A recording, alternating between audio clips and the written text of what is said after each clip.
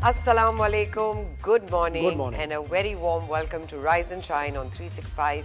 कैसे हैं Zuhaib? Your favorite day has arrived, Friday. You are right. आप कैसी हैं? आप अच्छी लग रही हैं भाई. आप भी बहुत अच्छे लग रही हैं. भाई एक जो ग्रेस है ना पाकिस्तानी अटायर की, वो कहीं किसी आपको ड्रेसिंग में नहीं मिलती. सही है. जैसे देखिए हमने पाकिस्तानी ये वेस्ट कोट और शलवार कमीज का एक अलग ही.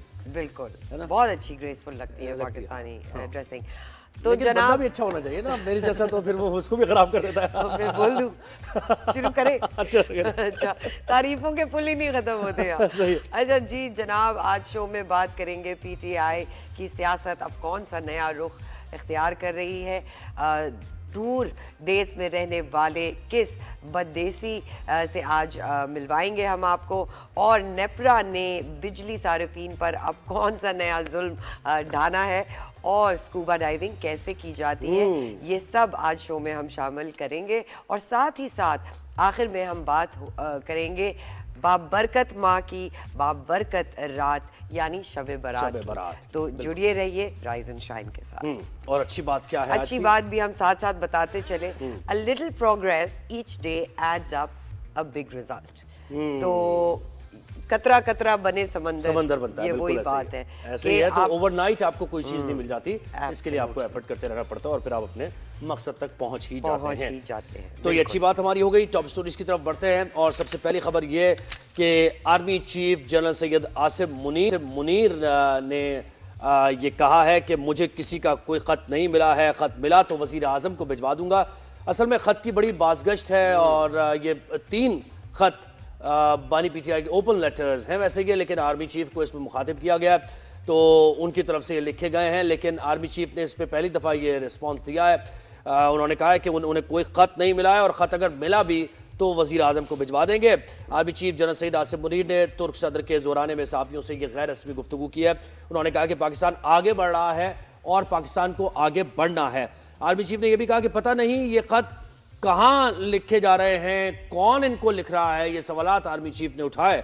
और इस पर फिर सेनेटर इरफान सिद्दीकी ने भी बात की. उन्होंने कहा कि आर्मी चीफ ने वाज़ेह कह दिया है कि उन्हें ना पहला ख़त मिला, ना उन्हें दूसरा ख़त मिला और ना तीसरा ख़त उनको मिला है और ना उनको ख़त पढ़ने का कोई शौक़ है. अगर ख़त मिला भी तो वज़ीर आज़म को भेज देंगे और जो मुनासिब कार्रवाई समझेंगे करेंगे. तो बानी पीटीआई के इन खतों के पीछे मकसद. अच्छा, इस पर सेनेट में पीटीआई के पार्लियामानी लीडर अली जफर ने भी मीडिया से गुफ्तगू की. उन्होंने कहा भाई 3 खत लिखे हैं, हो सकता है चौथा भी बानी पीटीआई लिख दे खत, मगर वो तो पहले 3 की नहीं पहले 3 कर रही. बिल्कुल you know he is not acknowledging. बिल्कुल ऐसे ही है. और वो कह रहे हैं कि अगर मिला भी तो वो वज़ीर आज़म को भिजवाएंगे खत, क्योंकि उनका ताल्लुक इन मामलों से नहीं है.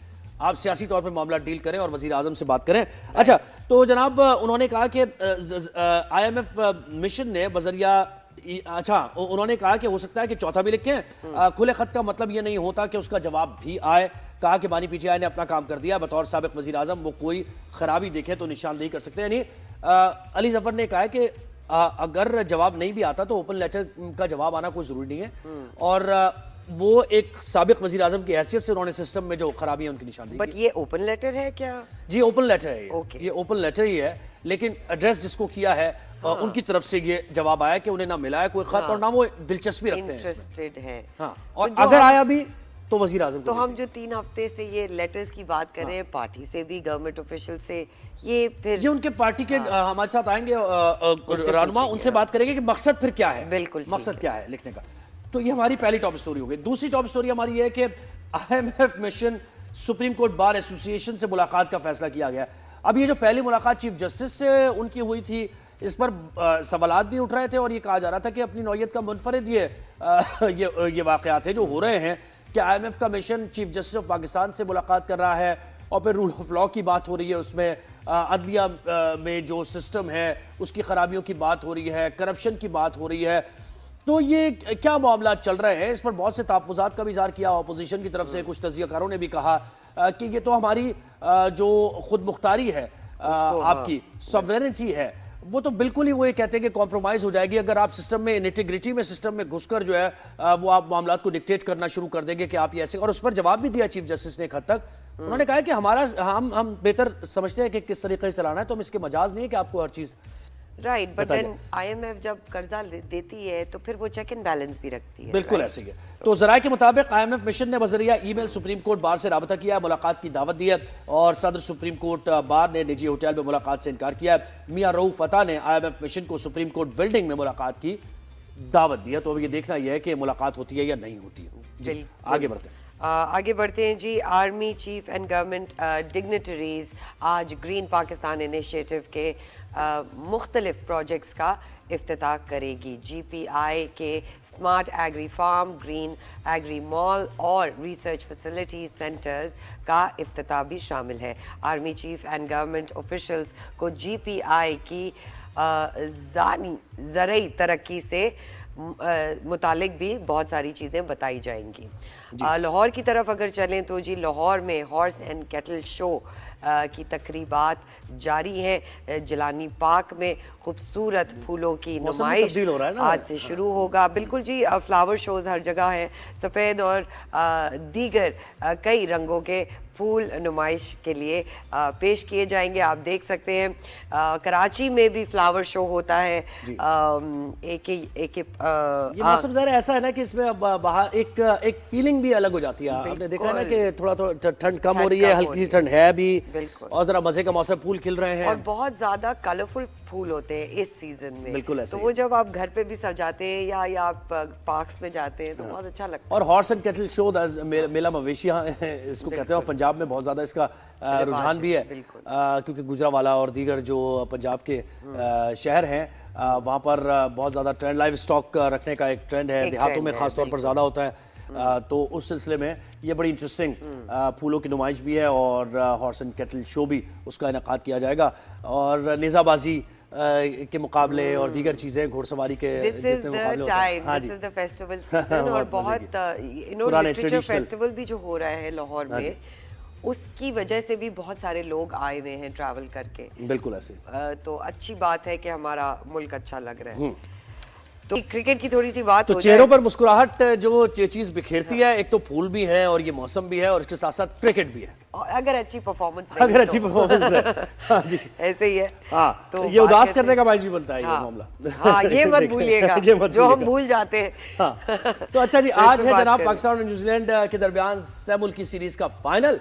नेशनल स्टेडियम कराची में फाइनल खेला जाएगा. ये मैच डे एंड नाइट होगा. सीरीज के पहले मैच में मेहमान न्यूजीलैंड की टीम ने पाकिस्तानी टीम को 78 रन से बड़े मार्जिन से शिकस्त दी और दूसरे मैच में साउथ अफ्रीका को 6 विकेट से उन्होंने शिकस्त दी और पहले ही फाइनल के लिए क्वालिफाई किया. यानी दोनों मैच वो जीत चुके हैं और दोनों मैच जीत कर फाइनल में आए. लेकिन पाकिस्तान की सूरत हाल ये है कि पहला मैच हारे और दूसरा साउथ अफ्रीका से कन्विंसिंगली जीत पाकिस्तान जीता. अच्छी परफॉर्मेंस रही.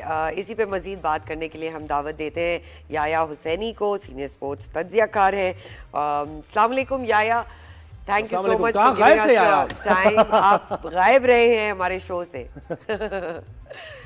आपको पता है ना हमारा. वालेकुम अस्सलाम सरवत और अस्सलाम वालेकुम ज़ुहैब. वालेकुम अस्सलाम. और वो कहते हैं ना कि सरवत के रोज का आना जो है ना वो आपकी अहमियत को खत्म कर देता है. तो इसलिए थोड़ा सा मैं जो है वो तो फिर भाई तो दोस्तों में ऐसा नहीं होता. दोस्तों में ऐसा नहीं होता. ऐसा नहीं होता. और फिर तो मुझे और ज़ुहैब को बिल्कुल भी नहीं है. हम रोज आके जाते हैं. हम तो रोज आते हैं. अच्छा ये बताइए, मैच देखने जा रहे हैं आप क्या, और क्या उम्मीदें हैं, क्या इम्कानात नजर आ रहे हैं पाकिस्तान की जीत के? जी आया. जी बिल्कुल, मैं पाकिस्तान और जनूबी अफ्रीका के उस मैच को नेशनल स्टेडियम कराची से मैंने विटनेस किया जो पाकिस्तान ने एक रिमार्केबल और मेमोरेबल कामयाबी हासिल की और उदास चेहरों की मुस्कुराहट को वापस किया. रिजवान की सेंचुरी ने, आगा सलमान की शानदार बैटिंग ने और लोगों का एतमाद बहाल हुआ. और जो लोग मैच देखने के लिए नहीं आए नेशनल स्टेडियम कराची में डे बिफोर यस्टरडे, वो मलामत कर रहे होंगे, अपने आप को कोस रहे होंगे कि यार इतने छक्के, इतने चौके, रिजवान की बैटिंग, आगा की बैटिंग मिस कर दिया हमने. तो रोज ऐसी परफॉर्मेंस नहीं होती, लेकिन ये परफॉर्मेंस पाकिस्तान के लिए बड़ी इंपॉर्टेंट थी. और लोग जो कि चैंपियंस ट्रॉफी से पहले हमारी न्यूजीलैंड की परफॉर्मेंस को लेकर थोड़े से उदास हो गए थे, एकदम उनका जो कॉन्फिडेंस है वो रिटेन हुआ है. तो that's wonderful for Pakistan cricket. और आज अगर हम न्यूजीलैंड को हराने में कामयाब रहे, क्रिकेट का खेल है, 2 टीमें मैदान में उतरती हैं, एक जीतती है, एक हारती है. बट अगर हम जीते न्यूजीलैंड से तो ये चैंपियंस ट्रॉफी से पहले टीम पाकिस्तान के लिए एक बहुत बड़ी स्टोरी होगी. اچھا یہ بتائیں کہ کیا ہم یہ کہہ سکتے ہیں کہ مومنٹم گین کر لیا پاکستان نے؟ کیونکہ یہ جو میچ دیکھیں اگر ساؤتھ افریقہ والا تو اس میں ہم نے بولنگ کوئی خاص اچھی نہیں کی ہے. 350 رنز بنوا دینا یہ اچھی بولنگ نہیں ہوتی ہے. پھر یہ 2 انڈیویجول پرفارمنسز اگر دیکھا جائے ان کو نکال دیا جائے تو بابر بھی اچھا کھیلتے کھیلتے جلدی آؤٹ ہو گئے, تھوڑا سا بال اندر آ گیا, اور اسی طرح فخر زمان کا ہوا, ہلکی سی سوئنگ ہوئی ہے باہر کی طرف بال اور انہوں نے ایج دے دیا. تو کیا مومنٹم اوور آل گین کر لیا یہ کہہ سکتے ہیں ہم؟ زویب اسٹوڈیو سے بیٹھ کر کہنا ہے کہ ہلکی سی سوئنگ ہوئی ہے بہت آسان. میں تو اسٹیڈیم میں موجود تھا اور میں نے جو ہے وہ فینس سے اس آؤٹ کو دیکھا, تو آپ یقین کیجئے کہ اتنا سیدھا بال تھا نہیں وہ. اور پاکستان کا کراچی وہ شہر ہے جہاں پر یایا نے تو کوئی ایسی بات کی بھی نہیں جس میں بلیک آؤٹ کیا تھا ان کا. آؤٹ تھوڑا سا ہو گیا, آئی تھنک لائٹ چلی گئی ہے. اچھا تو یایا یہ کہہ رہے ہیں کہ ویسے بال سوئنگ نہیں ہو رہی تھی. ہم پچ کی بات کر رہے تھے, میں پچ کی بات کر رہا تھا. بالکل دیکھیں پچ بیٹنگ وکٹ ہے اور بال اس پہ سوئنگ نہیں ہو رہی تھی بالکل بھی. جو تھوڑی بہت سوئنگ ہوئی ہے اس میں پاکستانی لڑکوں نے اسٹرگل کیا ہے. یہ ایک کنسرن ہے ہمیشہ پاکستانی جتنے بھی بیٹرز ہیں کہ ان کی ٹیکنیک اتنی اسٹرانگ نہیں ہے. اگر وکٹ ذرا سی سوئنگ ہوتی ہے, ٹرن ہوتی ہے, تو پھر وہ اسٹرگل کرنے لگتا ہے. جی یایا آ گئے دوبارہ. یایا سے کنٹینیو کرتے ہیں ہم بات. ہاں میں یہ کہہ رہا کوئی ایسی بات کی بھی نہیں تھی آپ نے تو کہ بلیک آؤٹ ہو جاتا.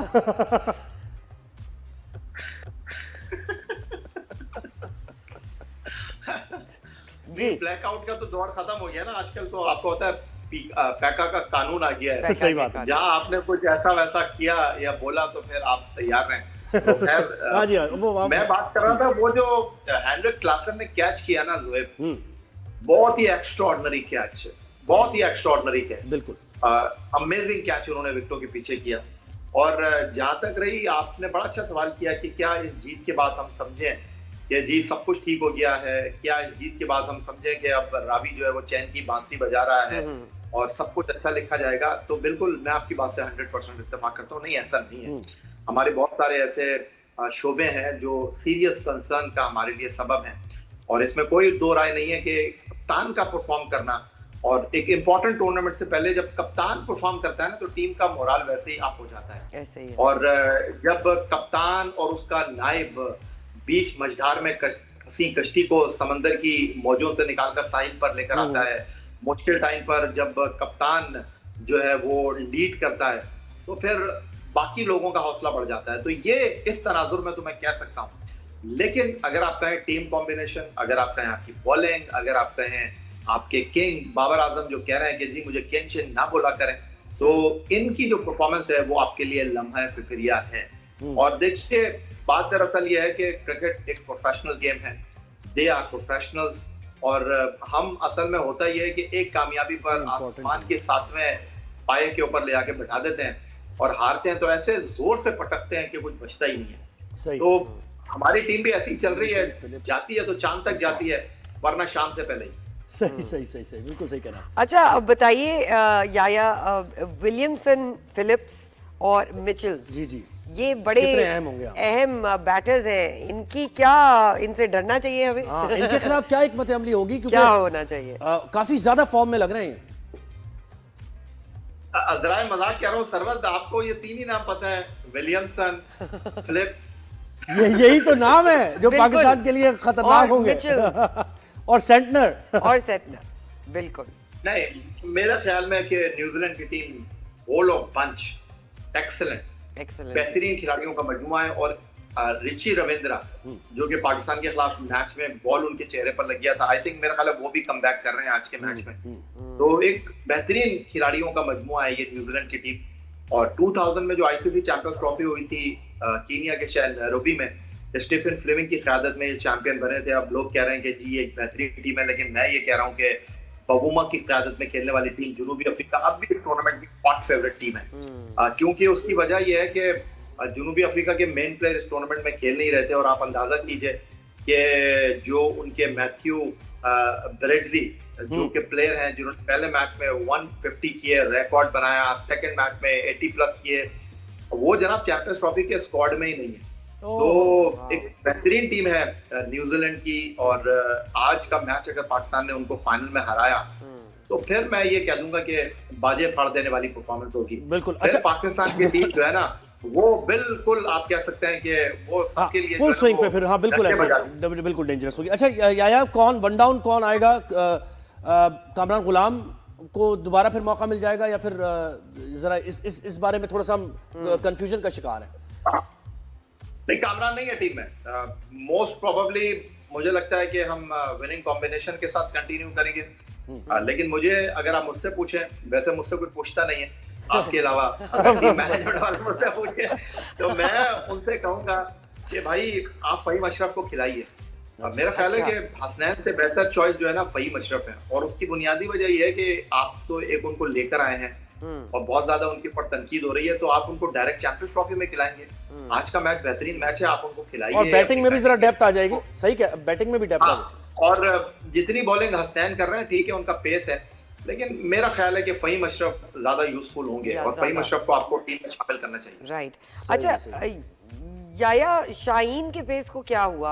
अगर हम शाहीन पे बात करें, क्यों नहीं वो आ पा रहे फुल स्विंग में नजर नहीं आ रहे? बिल्कुल। अच्छा, कोई हमारा फास्ट बॉलर नजर ही नहीं आ रहा ना। शाहीन की बात तो अलग है, हारिस देखें वो अनफिट हैं, फिर नसीम भी कोई खास नहीं, हसनैन तो वैसे ही स्विंग उनके पास है नहीं। इस पर क्या कहेंगे? फास्ट बॉलर जरा निगलेक्टेड से दिखाई दे रहे हैं या खुद उनकी परफॉर्मेंस ऐसी है? असल में मुझे कहीं ऐसा लग रहा है कि हमारे बहुत सारे खिलाड़ी जो है ना, ये टीवी पर एक्सपर्ट ओपिनियन एक्स क्रिकेटर का काम है और वो जो टीम में नहीं है, लेकिन हमारे खिलाड़ी बातें बड़ी बड़ी कर रहे हैं और वो कहते हैं ना, दर्शन बहुत छोटे हैं। शाहीन आफरीदी से मैच के बाद हम मिले मीडिया कॉर्नर में, तो 2 सवाल उनसे हुए, तो उन्होंने कहा यार एक बात मैं आपसे करना चाहता हूँ, मैं मशवरा देना चाहता हूँ आप लोगों को, आपके बगैर हमारी क्रिकेट होती नहीं है, आप लोग बड़ा इंपॉर्टेंट है। वो कहने लगे यार ये बड़ा इंपॉर्टेंट टूर्नामेंट है और आप लोग टीम के लिए दुआ कीजिए, आप लोग हमारे लिए नेक ख्वाहिशात का इजहार कीजिए। तो भाई बिल्कुल इस बात में शाहीन की वजन है, लेकिन पहली मर्तबा कोई आईसीसी का टूर्नामेंट थोड़ी खेल रहे हैं शाहीन आफरीदी। 2019 वर्ल्ड कप में खेले, 2 वर्ल्ड T20 खेले, फिर 50 ओवर का वर्ल्ड कप खेले, पहला मर्तबा टूर्नामेंट थोड़ी है। ये हमारा प्रीमियर बॉलिंग अटैक है, जा रहा है आ रहा है, कुछ कर नहीं रहे और लोग सवाल करेंगे। तो मेरा ख्याल है कि ग्राउंड में परफॉर्मेंस बड़ी इंपॉर्टेंट है और इनकी परफॉर्मेंस की जरूरत है, बातों की अच्छा नहीं। मुझे याया ये लगता है कि ये लोग जो है दूसरी टीम्स को देख के बैटिंग की तरफ तवज्जो दे रहे हैं अपनी। और अच्छा बैटिंग या तो होता है बेटर या नहीं होता, ठीक है शाहीन हो जाता है वो, लेकिन शाहीन शाह अफरीदी बहुत ज्यादा फोकस कर रहे हैं कि वो एज एन ऑलराउंडर एस्टेब्लिश हो जाए, हालांकि उनके अंदर बैटिंग की सलाहियत उस तरह नहीं है। तो क्या डाइवर्ट उनकी अटेंशन हुई है, ये भी वजह है? नसीम शाह को देखते हुए वो शायद चाह रहे हैं। नहीं, इतना मौका तो मिला नहीं है शाहीन आफरीदी को ज़ोएब, और आखिरी 2 मैच अगर आप देखें तो शाहीन की बैटिंग लास्ट मैच में मेरा ख्याल शायद आई है, इस मैच में तो उनकी बैटिंग नहीं आई थी। लेकिन देखिए लीग क्रिकेट और इंटरनेशनल क्रिकेट बड़ा फर्क होता है इसके अंदर।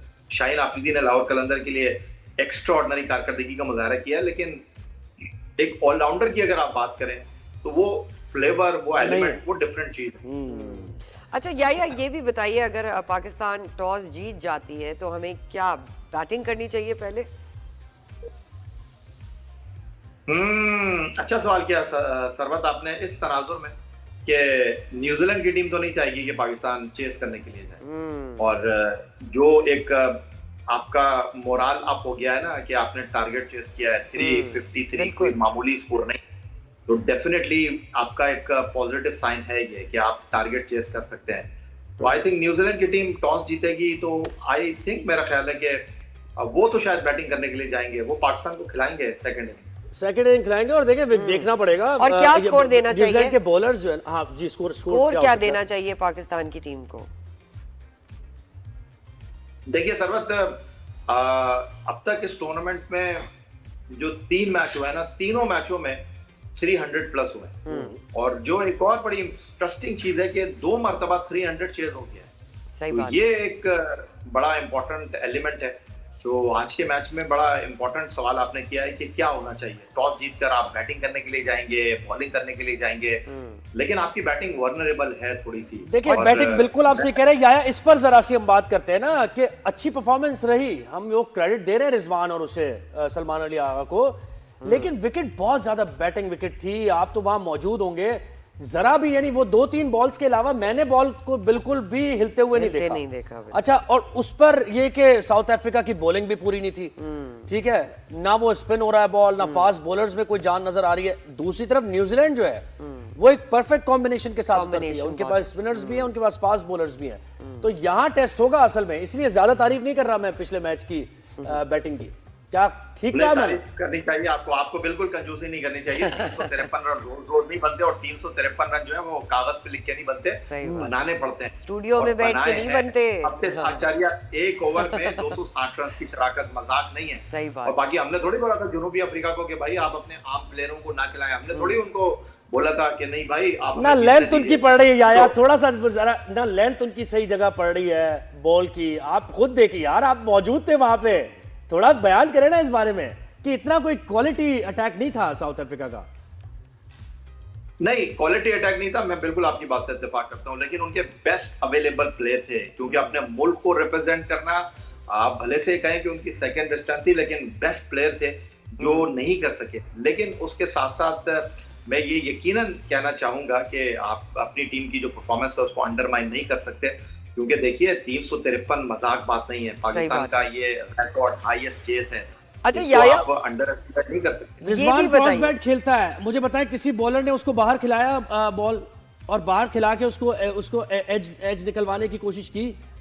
بتائیں مجھے, آپ صحیح بات بتائیں. دیکھیے زوئے, بات دراصل یہ ہے کہ میچ کے بعد نا پوسٹ مارٹم کرنا بہت آسان ہے کہ اس نے outside the off stump ball نہیں کیا, اس نے اس کے فیوریٹ زون میں بال ڈال دیا.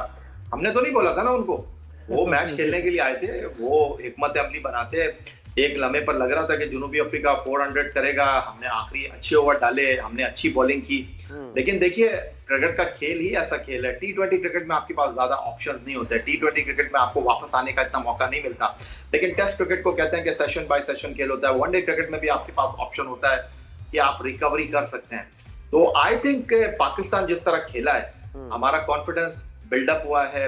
جو نیوزی لینڈ کے خلاف ہم میچ ہارے قذافی اسٹیڈیم میں, اس پر ٹیم پر تنقید ہوئی ہے, لیکن آخری 11 ایک روزہ میچ اگر آپ انڈر دا کیپٹنسی محمد رضوان دیکھیں تو آخری 11 ایک روزہ میچوں میں ہم 8 میچ جیتے ہیں, صرف 3 میچ ہم ہارے ہیں. لیکن اس کے باوجود جیسے ہماری ٹیم کی پرفارمنس میں انکنسسٹنسی ہے, ہماری بالکل ہماری جو پبلک ہے وہ بھی ٹیم کو اسی طرح لیتی ہے. ایک میچ ہارتے ہیں تو فوراً ناراض ہو جاتے ہیں. تو بات دراصل یہ کہ رضوان آئے تھے پریس کانفرنس کرنے کے لیے, ان سے صحافی نے سوال کیا کہ رضوان صاحب یہ بتائیے کہ یہ کیا ہے پاکستان کی ٹیم کا, ایک دن آپ سے 330 چیز نہیں ہوئے, ایک دن آپ نے 353 چیز کر لیے. تو رضوان کہنے لگا یار اس سوال کا جواب تو لمبا ہے, لیکن میں آپ کو بتاؤں کہ ہمارے گھر میں جب بچہ اسکول میں جاتا ہے نا تو بچے کو نہیں پتا ہوتا میں اسکول میں جا کے کروں گا کیا. ہمارے بچے کو یہ نہیں پتا ہوتا کہ وہ بڑا ہو کر بنے گا کیا ہے. تو یہ ہمارا کلچر ہے, وہ کہہ رہے ہیں. اچھا یایا, ٹیم بھی ایسی ہے. ہاں یایا, ایک سوال آپ سے, چیمپئنز ٹرافی میں ہم سکور بورڈز پہ 300 پلس دیکھ سکتے ہیں, پریڈکٹ کر سکتے ہیں؟ جیتنے کے لیے یہی ہے 300 پلس. بہت آسان سا اور بہت سیدھا سا جواب دوں گا سروت آپ کے اس معصوم سوال کا. اگر ہم نے 300 نہیں لگائے تو دوسرے لگا دیں گے. دوسرے لگا دیں گے, ہم سے چیز نہیں ہوگا. صحیح ہے بھائی. میں آپ کو ایک بات بتاؤں گا, فخر زمان اس ٹورنامنٹ میں کوئی 3 سے 4 مرتبہ اگر فاسٹ بولنگ پہ آؤٹ ہوگا تو بال باہر کی طرف سوئنگ ہوگی, اور فخر زمان ایکسٹرا کور یا کور ریجن میں ٹاپ ایج ہوگا, وہ آؤٹ ہوگا, یا پھر وہ تھرڈ مین کی طرف جائے گا. ٹھیک ہے, یہ میں آپ کو بتا رہا ہوں. اگر اسپنر ہوا تو وہ مڈ وکٹ پہ کھیلتا ہوا, اس کا وہاں بھی ٹاپ ایج ہوگا, اور اٹھے گا بال آف سائڈ پہ کیچ ہوگا. یہ دیکھ لیں آپ. یہ بابا زہیب کی پریڈکشن ہے. اب آپ لکھ لیں. بابا زہیب نہیں, سروت میں یہ کہہ رہا تھا آپ اپنے پروڈیوسر سے بات کیجیے گا, اگلی بار جب آپ کرکٹ کا سیگمنٹ کریں نا مجھے اپنے برابر میں بٹھائیے گا اور ان کو ایکسپرٹ میں بٹھائیے. یہ بھی ٹھیک ہے. یایا حسینی آپ کا بہت بہت شکریہ.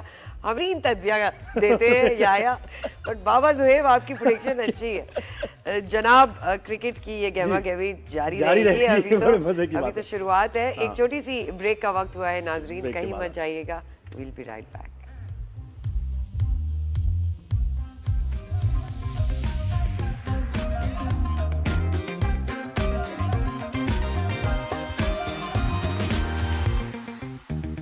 جی ویلکم بیک ناظرین. اب کچھ بجلی کی کمی کی باتیں ہو جائیں. جی بجلی پرائسز کی بات کرتے ہیں, اور عوام سے ڈائریکٹ یہ جڑا ہوا معاملہ ہے. NEPRA national electric power regulatory authority ने कराची के सार्फिन को माहाना एडजस्टमेंट में बड़े रिलीफ से महरूम कर दिया है और दिसंबर की फ्यूल प्राइस एडजस्टमेंट के तहत फी यूनिट बिजली ₹1.22 सस्ती होगी। उधर इलेक्ट्रिक के लिए नवंबर की फ्यूल प्राइस एडजस्टमेंट के तहत फी यूनिट बिजली ₹1.23 सस्ती की गई है।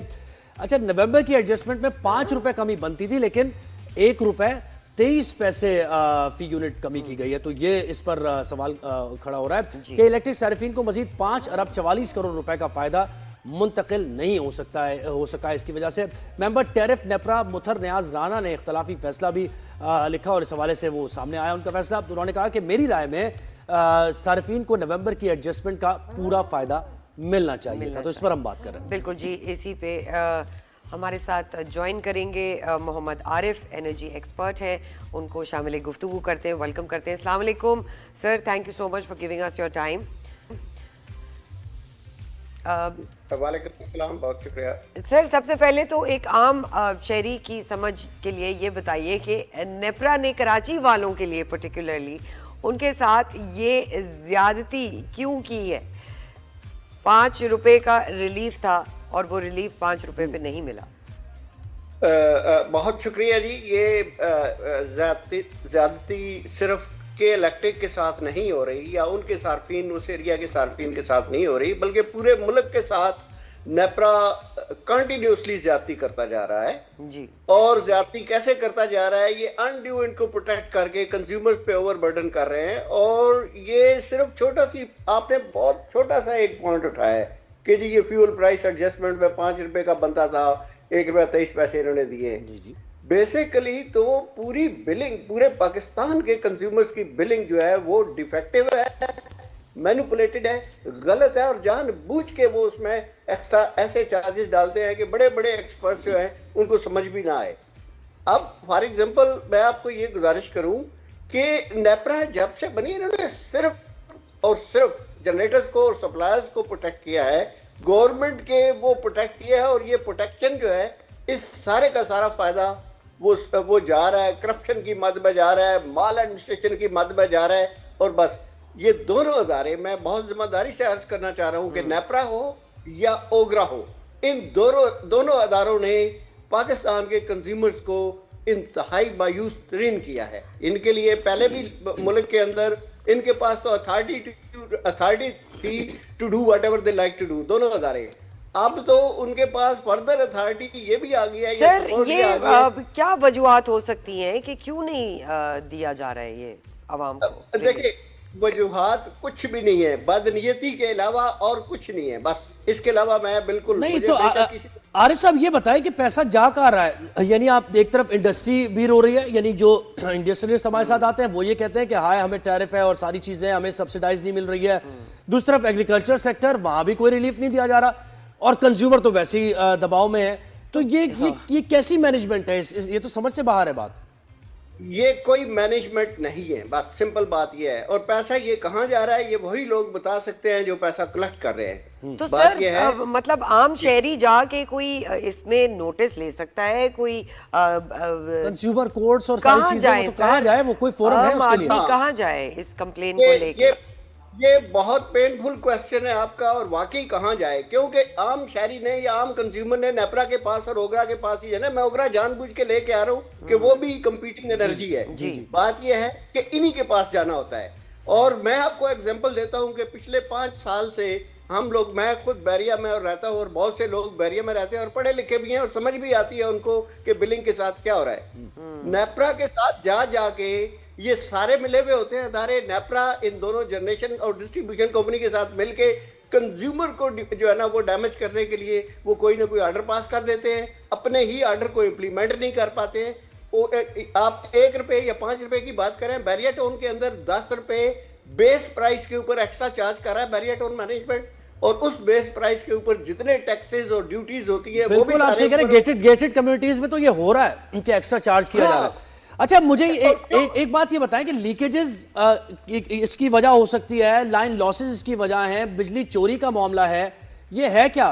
थोड़ा सा आपने इसको ये 3 टर्मिनोलॉजी आपने बोली है, इनके अलावा कोई 10-12 टर्मिनोलॉजी और है कि बदनीयती है, करप्शन है, माल एडमिनिस्ट्रेशन है, मिस मैनेजमेंट है, कैश फ्लो की मैनेज नहीं कर पाते और सारे का सारा बर्डन ये मिल के कंज्यूमर के ऊपर डालना शुरू कर देते हैं। तो अभी गर्मी आ रही है सर, अभी गर्मियां आ रही है, कंजम्पशन बढ़ेगी, रमजान आ रहे हैं, तो बिल पे करेंगे लोग या फिर क्या करेंगे? मजीद बिजली बढ़ेगी, इसका मतलब है? अभी बड़ी पेनफुल स्टेट ऑफ अफेयर ये है कि ये तो 5 रुपए या 1.5 रुपए की हम बात कर रहे हैं और गर्मियों में क्या होगा। मैं आपको बड़ी जिम्मेदारी से ये अर्ज करना चाहता हूं कि आपकी इकॉनमी जो है या आपकी जीडीपी जो है उसकी वजह से नीचे जा रही है। आपको पता है कंजम्पशन सिर्फ प्राइस ज्यादा होने की वजह से, इलेक्ट्रिसिटी की प्राइस ज्यादा होने की वजह से इसकी कंजम्पशन में 10% से ज्यादा कमी आई है पिछले साल की निस्बत। लाइक वाइज लोग मजबूर होकर उसको कम से कम कंज्यूम करेंगे बस, और इनके पास स्टोन एज में जाएंगे। तो ये हुकूमत तो दावे करती है कि हमने तो मुल्क को रोशन किया, हम तो पहले भी जब आए तब भी हमने इस मुल्क में जो है बिजली के कारखाने लगाए और हमने बिजली सस्ती भी की, हर आदमी तक बिजली पहुंचाई। तो ये तो वो हुकूमत है जो दावेदार थी इस चीज की।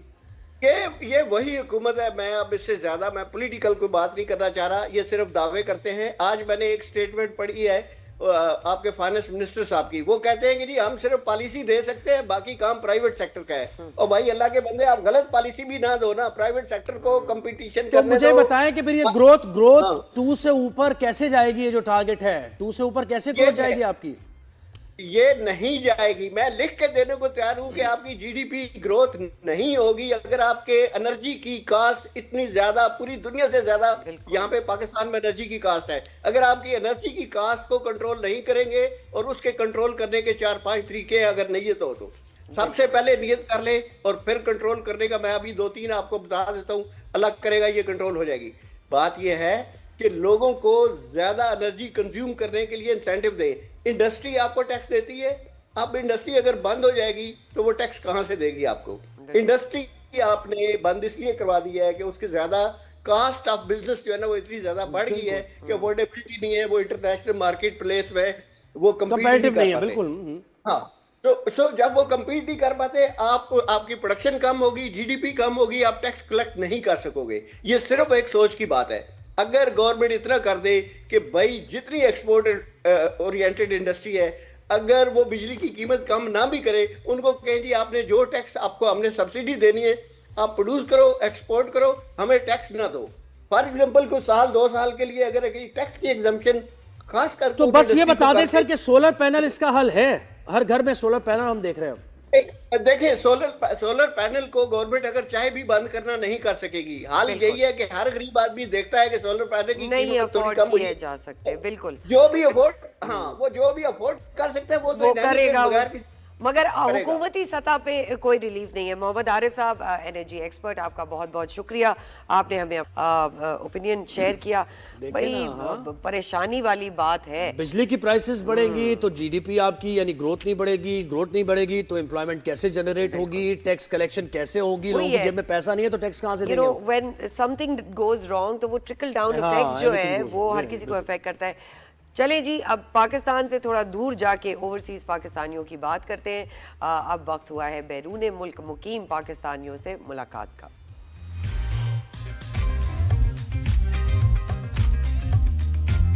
जो पाकिस्तान से दूर हैं लेकिन उनके दिल पाकिस्तान के लिए धड़कते हैं। जी, चौधरी तला अहमद टेलीकॉम इंजीनियर हैं, अबू धाबी यूएई से हमें ज्वाइन किया है। अस्सलाम वालेकुम तला अहमद साहब, थैंक यू सो मच, आपने हमें वक्त दिया।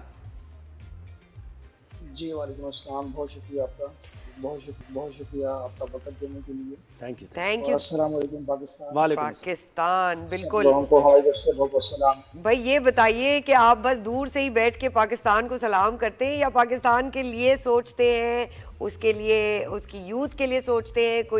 कोई how do you give back to Pakistan के नजराने भी कुछ पेश करते हैं सलाम के साथ साथ? ऐसा भी है।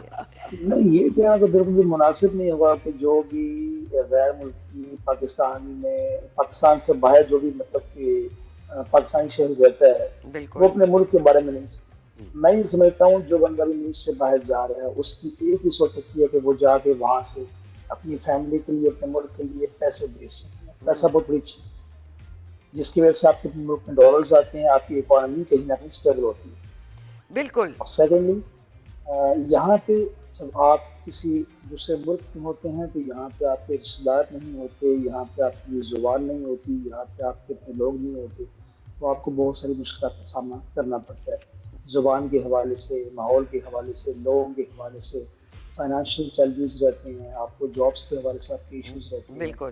طلحہ یہ بتائیے ٹیلی کام انجینئرنگ کس طرح کا سیکٹر ہے یو اے ای کے لیے، اور یہاں پاکستانیوں کے لیے کیا جگہ بنتی ہے اس سیکٹر میں جابس کو لے کے؟ بالکل، ٹیلی کام کا سیکٹر جو ہے وہ آل اوور دی ورلڈ ہی بہت جو ہے وہ ایک ورسٹائل سیکٹر ہے، جس میں آئے دن ہم نیو اپڈیٹس دیتے رہتے ہیں۔ پہلے 3G تھا، پھر 4G تھا، ابھی 5G چل رہا ہے، یو اے میں 5G کافی حد تک امپلیمنٹ بھی ہو چکا ہے۔ تو بالکل ٹیلی کام کے اندر فائبر ہو یا آپ کے پاس جی ایس ایم نیٹ ورک ہو، جابس کی اویلیبلٹی ہے، جابس کی اپرچونیٹیز ہیں اور ایکول اپرچونیٹیز ہیں، اور بہت سارے پاکستانی آلریڈی یہاں پہ ان کی بڑی بڑی فرمز میں، اتصالات میں آلریڈی کام کر بھی رہے ہیں۔ صحیح۔ اچھا یہ بتائیں، پاکستان میں تو ٹیلی کام سیکٹر ہم دیکھیں کہ لوگ پریشان ہی دکھائی دیتے ہیں، کیونکہ جو چارجز لیے جاتے ہیں اتنے ہڈن چارجز ہیں، پتہ ہی نہیں چلتا ہے، پھر آپ کے سگنلز نہیں آ رہے ہیں، وہ نہیں پتہ چلتا کہ آپ نے ایک چیز کارڈ لوڈ کرایا تو اچھا پہلے یہ تھا کہ پاکستان میں کافی ساری کمپنیز آ گئی تھی تو ذرا کمپٹیشن تھا، اب تو کمپٹیشن بھی ختم ہو گیا ہے، تو ہمارا یہ سیکٹر اتنا زیادہ کوئی بہتر نہیں ہے، وہاں آپ نے اس کو کیسے کمپیریزن آپ دونوں کا کریں گے، وہاں کا اور یہاں کا؟ نہیں، بیسیکلی دیکھیں، جو اگر آپ پاکستان کے سیکٹر کی بات کرتے ہیں اور اس کو کمپیئر کرتے ہیں باہر ملک میں، تو انفراسٹرکچر کا بہت زیادہ فرق ہوتا ہے، کیونکہ جو کمپنیز یا جو جس طرح سے نیٹ ورک یہاں پہ چلتا ہے ویسے پاکستان میں نہیں چلتا، کیونکہ یہاں پہ آپ دیکھیں، یہاں پہ جو پہاڑ نہیں ہے، یہاں پہ آپ کو مطلب دریا نہیں ملتے، یہاں پہ آپ کو باقی چیزیں جو ایک نیٹ ورک کو خراب کر سکتی ہیں یا کچھ بھی ایسی چیز جس میں آپ کو ہرڈلس پیش آتی ہیں وہ نہیں ملتی۔ یہاں پہ بہت سارا انفراسٹرکچر 100% ہے، آپ کو روڈ ساتھ آپ کو تمام کیبلز ڈلی ہوئی ملتی ہیں۔ پاکستان میں آپ کے پاس پہاڑ ہے، یا ناران نگان جائیں گے آپ کو وہاں پہ ڈپلائمنٹ کے لیے آپ کو مشکل رہے گی، آپ موٹر بھی جائیں گے آپ کو وہاں پہ پھر بھی موٹر ریسیورز ملتے ہیں پاکستان نہیں، کراچی جیسے شہروں میں مسئلہ ہے، ہمارے یہاں تو کراچی لاہور میں مسئلہ ہے، اب کنٹری سائڈ ناردرن ایریاز تو اور بات ہے۔ سم ٹائمز رہتا ہے کنوینس کے حوالے سے، کنزیومرز کے حوالے سے، کنزیومرز بڑھ گئے ہیں یا کوئی اس طرح سے ہے، لیکن اگر آپ دیکھیں تو پاکستان کی سروسز کافی حد تک بیٹر ہے ان ملکوں میں جن کا سیم انفراسٹرکچر رہے گا پاکستان کی طرح کا۔ رائٹ۔ فیوچر میں کیا دیکھتے ہیں طلحہ؟ اے آئی آ گیا ہے، بہت ساری ٹیکنالوجیز آ گئی ہیں، کیا ٹیلی فونز آبسلیٹ ہو جائیں گے کہ بس کان میں ایک چپ ڈالی اور وہیں سے کالنگ ہو گئی؟ سو فیوچر کے کچھ پلانز آپ کو دکھتے ہیں ایسے؟ بالکل بالکل، جس لحاظ سے اے آئی نے پچھلے مطلب کچھ عرصے میں انسانی سوچ سے بھی زیادہ ترقی کی ہے اور اپنے آپ کو گروم کیا ہے، تو اس وقت تو میں سمجھتا ہوں کہ اگر آپ کچھ بھی ایسی پریڈکشن رکھتے ہیں اے آئی کے حوالے سے کہ اے آئی یہ کرے گا، تو وہ بھی آپ نہیں کر سکتے، کیونکہ آپ کو خود نہیں معلوم کہ اے آئی کیا کرے گا۔ صحیح۔ طلحہ کرکٹ دیکھتے ہیں؟ دبئی میں میچ ہونے والا ہے۔ نہیں، کرکٹ میں انٹرسٹ ہے اس حد تک کہ بس اگر پاکستانی ٹیم کھیل رہی ہو یا اس میں جیت ہو۔ کھیل لی تو رہی ہے اور جیت بھی رہی ہے، تو آپ کیوں مس کریں گے یہ میچ؟ اصل میں بات یہ ہے کہ آپ کی بات بالکل صحیح ہے، لیکن کچھ جاب ٹائمز بھی اس طرح سے ہیں اور کچھ مطلب مصروفیت اس طرح سے رہتی ہیں۔ بھائی چھٹی ہونی چاہیے، نیشنل ڈے بنا دینی چاہیے، انڈیا پاکستان اگر کھیل رہا ہو انشاءاللہ اور پاکستان جیت رہا ہو، اگر پاکستان میں ہو تو باہر والے تو کہتے ہیں کہ آپ نے 24 آورس میں سے جو ہے وہ 8 گھنٹے آپ نے ہمیں دینے ہیں جو آپ نے کرنے کا۔ تو انڈین جو فرینڈز ہیں وہ پھر ایک دوسرے کی مطلب جب انڈیا جیتتا ہے تو مشکل ہو جاتا ہوگا نا بیٹھنا کہ یار اب کیسے ٹریٹس دیتے ہیں، وہ لوگ انجوائے کرتے ہیں، سیلیبریٹ کرتے ہیں۔ ہم لاسٹ جب ورلڈ کپ جیتے تھے ہم لوگوں کو ٹریٹس ان لوگوں نے دی تھی۔ ہاں پھر وہ ایک ہوتا ہے کہ آپ کی ٹیم ہار گئی، آپ نہیں کچھ کر پائے، وہ تو ڈیفینیٹلی ہم نے فیس کیا، لیکن اس کے بعد ہمیں ٹریٹ بھی ہم لوگوں کو ملی تھی کہ آپ لوگ جیت گئے، آپ لوگ ہمیں ٹریٹ دو۔ اچھا خیر، اب دوبارہ طلحہ میں ایک اور سوال آپ سے، یہ تو کرکٹ کی بات ہو گئی، جیسے یہاں پر ٹیکس لگے ہوئے ہیں ٹیلی کام سیکٹر میں، جتنی بھی یہ سیلولر کمپنیز ہیں، کیا وہاں بھی ایسا ہی ہے؟ اتنا ہی مہنگا ہے وہاں بھی یہ سسٹم کمیونیکیشن کا؟ نہیں، یو اے کے اندر بس ایک آپ کو ویٹ ہی ملتا ہے جو کہ ہر 100 درہم کے 5 درہم بنتا ہے، تو ویٹ کا ساتھ پے کرتے ہیں، باقی کوئی بھی withholding tax, sales tax, corporate tax, کوئی بھی ٹیکس یہاں پہ نہیں ہے، جسٹ یہ ٹیکس فری کنٹری ہے، تو یہ آپ کو ایکول اپرچونٹی دیتا ہے ہر طرح سے، آپ کا بس ایک 5% کا ویٹ ہی ہے جو آپ کو پے کرنا ہوتا ہے۔ صحیح ہے. اور پاکستان کب آنا ہے آپ کا, کب چکر لے گا؟ میں ریسنٹلی پاکستان میں تھا, ایک مہینے کے لیے. میں 3 سال بعد پاکستان گیا تھا, اور میں ابھی جسٹ ایک ویک پہلے پاکستان سے واپس آیا ہوں. تو بس کچھ جابس کے حوالے سے تھا, کچھ لوگوں کو گائیڈنگ وغیرہ کرنی تھی. ہمارا ایک پروجیکٹ ہے ایمرس ہیلپ کمیونٹی کا, اس کے حوالے سے ہم گائڈ کرتے ہیں اپنے پاکستانی بہن بھائیوں کو کہ یہاں پہ آپ کو جابس کی سرچ کرنی ہے, انگلش میں جانا ہے, سیریز بنا کے دیتے ہیں. اور ایک مطلب کہ کچھ لوگ اپنا فیوچر بیٹر کر لیں اس حوالے سے. تو اس حوالے سے کافی ساری میٹنگس جو ہیں وہ آرائن تھی, اس کے لیے پاکستان جا رہا ہوا ہے. زبردست. چودھری طلحہ احمد, ٹیلی کام انجینئر فرام UAE, آپ کا بہت بہت شکریہ. ہمیں جوائن کیا اور بڑے مزے کی باتیں کی ہیں طلحہ نے. تو جناب ایک چھوٹی سی بریک کا وقت ہوا ہے, کہیں مت جائے گا. We shall be right back.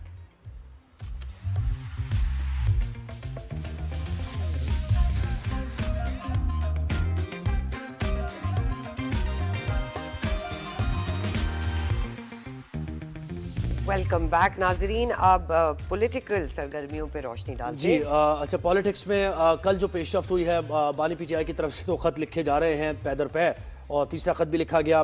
اس خط سے متعلق رسپونڈ کیا army chief general Syed Asim Munir نے, صحافیوں سے غیر رسمی گفتگو کی, اور انہوں نے کہا کہ مجھے کوئی خط نہیں ملا ہے, نہ پہلا نہ دوسرا نہ تیسرا, اور مجھے پڑھنے میں انٹرسٹ بھی نہیں ہے, اور اگر کوئی ایسا ہوا ملا بھی تو وہ وزیر اعظم کو بھجوا دیں گے. اور اس پر پھر حکومت کی طرف سے بھی کہا گیا کہ الٹیمیٹلی پاکستان تحریک انصاف کو حکومت سے ہی بات کرنا پڑے گی مذاکرات. لیکن دوسری طرف پاکستان تحریک انصاف تو مذاکرات کا دروازہ حکومت کے ساتھ بند کر چکی ہے, اور بانی PTI یہ کہہ رہے ہیں کہ حکومت کے پاس کوئی اختیار ہی نہیں ہے, اور جن کے پاس اختیار ہے وہ انہی سے بات کرنا چاہتے ہیں. دوسری طرف پاکستان تحریک انصاف کی اندرونی سیاست میں بھی تھوڑی سی ہلچل ہے. شیر افضل مروت سے متعلق بہت باتیں ہو رہی ہیں. اب قیادت تبدیل ہوئی ہے, تو اس میں اس تبدیل ہوتی ہے قیادت میں کیا حکمت عملی ہوگی, یہ بھی جانیں گے. تو ہمارے ساتھ ہمیں جوائن کیا ہے فیصل چودھری صاحب نے, PTI رہنما ہیں, ان کو ویلکم کرتے ہیں شو پہ. فیصل صاحب شکریہ, آپ نے وقت دیا. پہلے تو بتائیں مطلب گرفتاری آپ کی ہوئی تھی, خیر خیریت سے ماشاءاللہ واپس آ گئے ہیں آپ, کوئی مسئلے مسائل کوئی پرابلم تو نہیں ہوئی؟ نہیں سر, اپنا معاملات حل ہو گئے تھے. وہ کوئی معافی نامہ کہہ رہے تھے, تو میں نے کہا جی معافی کس بات کی, اگر کوئی جرم کرے تو معافی مانگیں گے, جب نہیں کریں گے تو پھر تو کبھی بھی نہیں مانگیں گے. تو جذباتی کیوں ہو گئے تھے؟ چلتا رہتا ہے. اتنا جذباتی کیوں ہو گئے تھے؟ کہتے ہیں نا ایسے کاموں میں ایسا ہو جاتا ہے. اچھا سر, وہ کبھی کبھار ہو جاتا ہے, but I did not like it. وہ کوئی اچھا کام تو نہیں تھا, پر anyways چلے وہ تو خیر ہو جاتا ہے. فیصل صاحب یہ بتائیے, PTI کی سیاست ہر دن ایک نیا موڑ اختیار کرتی نظر آ رہی ہے. کبھی کہا جاتا ہے کہ جی خط لکھا, پھر ایک نہیں دو اور پھر تین خطوط کی بات ہوتی ہے. لیکن کل جیسے آرمی چیف کا بیان آیا سامنے کہ جی میں تو مجھے کوئی خط نہیں ملا, اور یہ خط کی باتوں انہوں نے بالکل ڈینائی کر دی ہیں. تو کیا سمجھے ہم ان کی اس سٹیٹمنٹ سے؟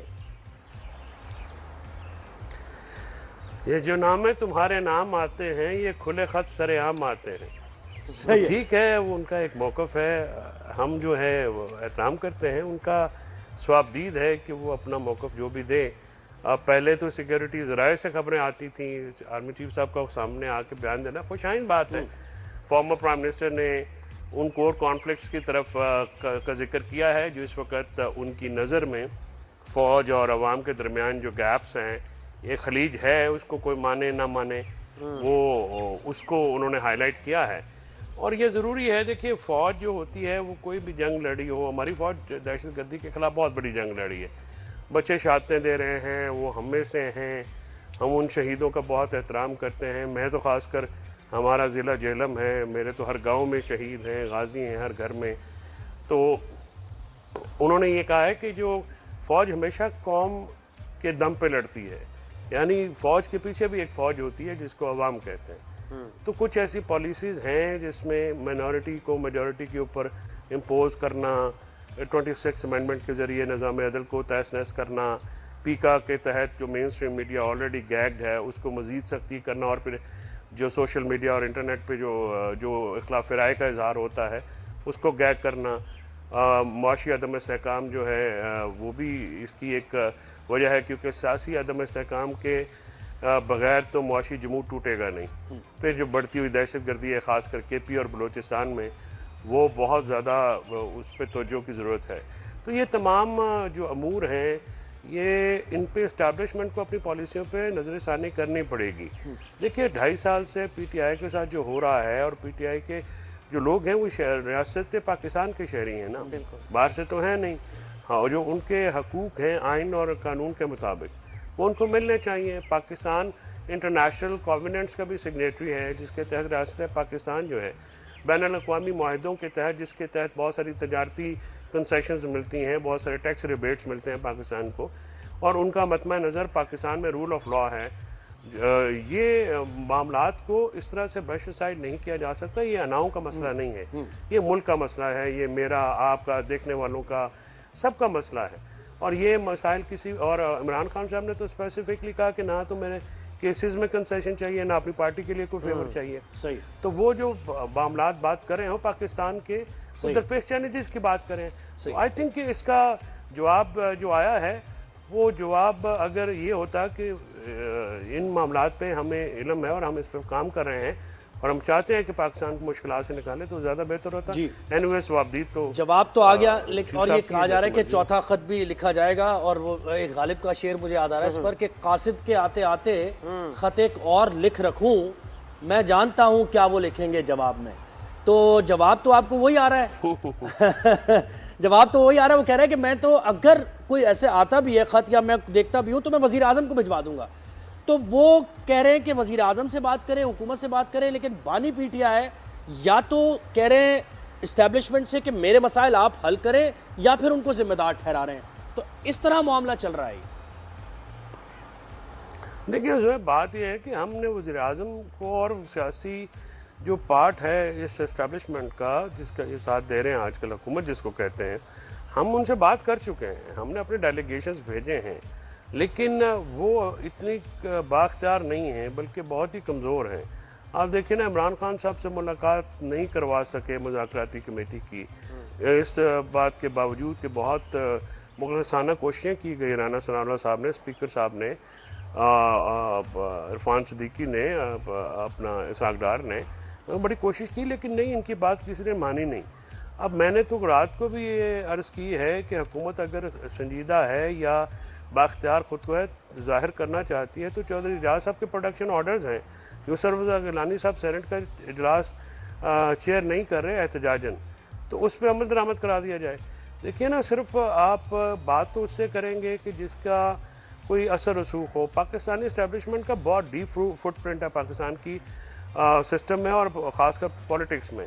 اسی لیے کل عمران خان صاحب نے یہ کہا نا کہ اگر جب آئی ایس پی آر یہ کہتا ہے کہ ہمارا سیاست سے تعلق کوئی نہیں ہے تو لوگوں کے شعور کا مذاق اڑانے کے مترادف ہے. یعنی لوگوں بچہ جانتا ہے کہ ہمارے ملک میں اسٹیبلشمنٹ کا کیا کردار رہا ہے یا رہے گا فیوچر میں بھی، جب تک کوئی معاملہ جو ہے وہ خود نہ سوچیں. اور یہ ایک کور ایشو ہے، اس کی وجہ سے بہت سارے پرابلمز ہوتے ہیں. جس طرح سے ایک منورٹی گورنمنٹ کو میجورٹی کے اوپر لگایا گیا، ہم سب نے دیکھا جس طرح سے دھاندلی ہوئی، کون لوگ گئے جنہوں نے بکسے اٹھائے، جنہوں نے دھمکیاں دیں، لوگوں کو مارا. نواز شریف کا جو آر او ہے اس کو رات کو 3:30 بجے ٹرانسفر کیا گیا، چیف الیکشن کمشنر کو بلا کے جس طرح سے بےعزتی کی گئی، پھر سارا الیکشن کا فراڈ ہوا. تو یہ باتیں جو ہیں ان پہ یہ اب وہ دور نہیں ہے. سوشل میڈیا میں ہر چیز آ جاتی ہے. فیصل صاحب ایک اندرونی آپ کی پولیٹکس کی تو بات کریں گے، ایک اور اس خط سے متعلق، یعنی کیا کوشش کیا ہے بانی پی ٹی آئی، یعنی کوئی سٹیٹمنٹ ریکارڈ کروانا چاہ رہے ہیں، وہ انٹرنیشنلی کوئی میسج دینا چاہ رہے ہیں، ایک کے بعد ایک خط لکھنا اور انہی لوگوں کو ایڈریس کرنا، اس میں ان کو کہنا کہ وہ اختیار آپ کا ہے. کیا ڈیسپریشن ہے یا انٹرنیشنلی ایک کیس وہ بنانا چاہ رہے ہیں، بلڈ کرنا چاہ رہے ہیں؟ مقصد کیا ہے ان کا یہ خط لکھنے کے پیچھے؟ ضرور دو چیزیں ہیں نا. دیکھیے، ایک تو یہ ہے کہ آپ کبوتر کی طرح آنکھیں بند کر لیں بلی کو دیکھ کے. یعنی پاکستان کو جو مشکلات ہیں اس وقت، جو پاکستان میں سیاسی عدم استحکام ہے، معاشی جمود ہے، بڑھتا ہوا دہشت گردی ہے، پاکستان کے لوگوں کی پرابلم ہے، مہنگائی ہے، زندگی دوبھر ہے، انمپلائمنٹ ہے، گروتھ ریٹ زیرو ہے، بہت ساری اس طرح کے جو کامن آدمی کے مسائل ہیں. یا تو آپ ان سے آنکھیں موند لیں، یا اور عمران خان صاحب بطور سابق وزیر اعظم اس چیز کو تو ہائی لائٹ کریں گے. ظاہر ہے وہ قوم کو بھی پیغام دے رہے ہیں. اس خط کے جو ایڈریسی ہیں وہ آرمی کی ہائی کمان کے علاوہ پاکستان کے عوام ہیں. فوج ہے، پاکستان میں آپ انٹیلیجنشیا ہے، صحافی ہیں، وکلا ہیں. عمران خان ایک پاپولر لیڈر ہیں، عوام کی نبض پہ ان کا ہاتھ ہے. اس بات کے باوجود کہ 20 مہینے تقریباً ہو گئے ان کو جیل کے اندر، اور اس کے باوجود ان کا عوام سے رابطہ جو ہے یا عوام کی نبض پہ ان کا ہاتھ باہر والے لوگوں سے زیادہ ہے، کیونکہ وہ عوام کے ووٹوں سے منتخب ہیں اور لوگوں کی چوائس ہے. زیادہ جو لوگوں کی چوائس ہوتا ہے اس کو لوگوں کے احساسات کا بھی پرواہ ہوتی ہے. جو لوگ فارم 47 کے ذریعے آئیں گے، ظاہر ہے وہ پھر آپ کے میرے ووٹوں سے نہیں آئیں گے تو میری اور آپ کی تو پرواہ نہیں کریں گے. ان کا ایونیو اور ہے، وہ تو ایونیو جو ہے پاورفل اسٹیبلشمنٹ کے ساتھ مل کے جو ہے وہ آئیں گے الیکشن فراڈ کر کے، جس کو فائز عیسیٰ جو ہے وہ جوڈیشل کور دے دے گا. آپ جوڈیشری کے ساتھ جو ہوا ہے، آپ دیکھیے کہ یہ کسی ایک جج کا معاملہ نہیں ہے، نظام عدل کو جو ہے وہ زمین بوس کر دیا گیا ہے. اور پاکستان پہ تحریک انصاف کو پہ کریک ڈاؤن کرتے کرتے پورا نظام جو ہے، جمہوریت کے 4 ستون ہوتے ہیں ماڈرن ڈیموکریسی میں، تو آپ نے انتظامیہ کے علاوہ پارلیمنٹ ہو گئی، جوڈیشری ہو گئی، میڈیا ہو گیا، تینوں کو فارغ کر دیا. آج کل کی ڈیموکریسی ماڈرن ڈے میں ایسے نہیں چلتی. فیصل صاحب یہ بھی کہ سنا جا رہا ہے کہ حکومت کہہ رہی ہے کہ یہ واپس ہمارے پاس ہی آئیں گے. ہاں، کوئی آپشن ہے نہیں، آپ کہیں بھی بات کر لیں، آنا ہمارے پاس ہی پڑے گا. بالکل. اس میں کتنی حقیقت ہے؟ دیکھیے ضرورت بات یہ ہے کہ حکومت کے پاس آنا جانے کی بات نہیں ہے، حکومت کہاں پہ آ جائے گی. ہمارا تو دیکھیں نا، ہم نے حکومت کے پاس گئے تھے اور اس کے بعد کیا ہوا. اب حکومت بھی تو بتائے خود کہاں جائے گی. نہ تو یہ ان کی کوئی بات مانتا ہے. صبح جو ہیں وہ جیل کے دروازے 7 بجے کھل جاتے ہیں جب کھولنے ہوتے ہیں، اتوار کو ملاقات ہو جاتی ہے جنہوں نے کرانی ہوتی ہے. پھر آپ دیکھیے کہ پروڈکشن آرڈر پنجاب میں بھی ان کی حکومت ہے. یہ ایک ڈی سی ایس پی تک تو چینج نہیں کر سکتے. مجھے نہیں سمجھ میں آتی کہ نواز لیگ جو ہے وہ کس لیے حکومت میں ہے. اگر پروٹوکول ہی لینے ہیں تو 40 سال جتنے پیسے انہوں نے کمائے ہیں وہ تو پروٹوکول خود لگا سکتے ہیں. اور جتنا ان کی ایک اور سوال ہے، پاکستان تحریک انصاف میں اندرونی اختلاف کی وجوہات بھی کچھ نظر آ رہی ہے. شیر افضل مروت پہ بھی کافی باتیں ہو رہی ہیں اور ان کو نکال بھی دیا گیا پارٹی سے. وہ یہ کہہ رہے کہ بھائی کرائسس میں تھے تو شیر افضل مروت لیڈ بھی کر رہے تھے مختلف جگہوں پر. پھر علی محمد خان اور دیگر لوگ جو سینئر رہنما ہیں وہ بھی ڈیفینڈ کر رہے ہیں شیر افضل مروت کو. لیکن ود ان دا پارٹی بھی کئی لوگ ان کو سپورٹ کرتے ہیں، تو کس طرح دیکھیں ہم اس کو؟ دیکھیے بات یہ ہے کہ شیر افضل مروت جو ہیں وہ کافی ووکل آدمی ہیں اور ان کا جو ڈل ڈسپلن کا مسئلہ ہے، لیکن یہ پھر ریجمنٹائزیشن آف ڈیموکریسی تو ہو نہیں سکتی. وہ اپنی ایک رائے رکھتے ہیں، اس پہ اتنی ناراضگی کا اظہار میری ذاتی اوپینین میں کرنا تو خیر نامناسب تھا. لیکن عمران خان صاحب کا فیصلہ ہم سب کو تسلیم کرنا ہوتا ہے، اور ان کو شبلی فراز اور عمر ایوب صاحب نے جا کے بتایا تھا. پھر اس کے بعد یہ فیصلہ ہوا، اور یہ معاملہ جو ہے اب پارٹی کا کیونکہ انٹرنل معاملہ ہے، میرا مینڈیٹ بھی نہیں ہے اس سے زیادہ گفتگو کرنے کا.